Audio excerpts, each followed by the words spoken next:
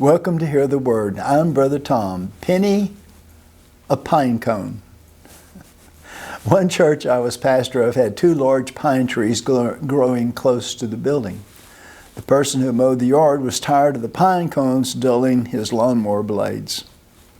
It was brought up in a business meeting that we should cut the true trees down. Panic. My wife and I were raised where pine trees are rare. We didn't want to see the beautiful trees cut down. I suggested we postpone the motion until next month's business meeting and pray about it. Pray about pine trees? Yes. 1 Peter 5:7, casting all your care upon him, for he careth for you. If it's important to you, it's important to your Lord. So the trees had a 1-month reprieve. The next Sunday, I told the children from the pulpit we were going to have a pine cone hunt after church. I would pay them a penny a pine cone. I figured $600, $800, that would be $6 to $8. The children could hardly wait for the church service to be over. With trash sacks, they went out on a pine cone hunt. They had such excitement and joy in their hearts. It really pays to go to church. When the count got up to about 1,800 pine cones, I looked around and there were still plenty of pine cones on the ground. I grabbed a bag and went around picking up pine cones myself, saying, a penny saved is a penny earned.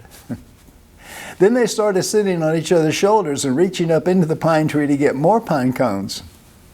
The final count, 3,200. $32 out of my pocket. But the children were happy and there were no more pine cones on the ground.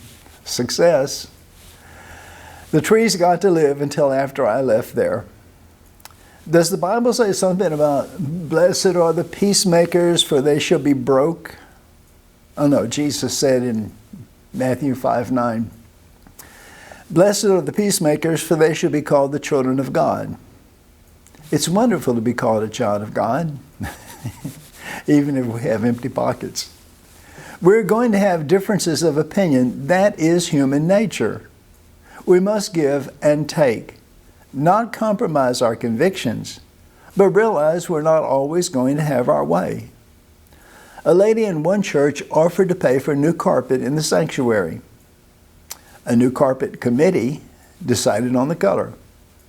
When she went to pay and order the carpet, she decided to order a different color. After all, she was paying for it.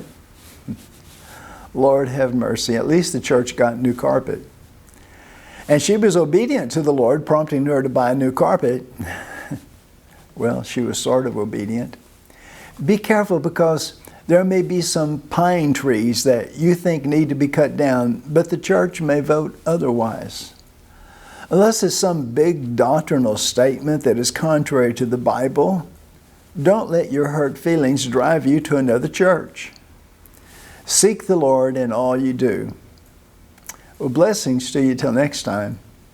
Bye for now.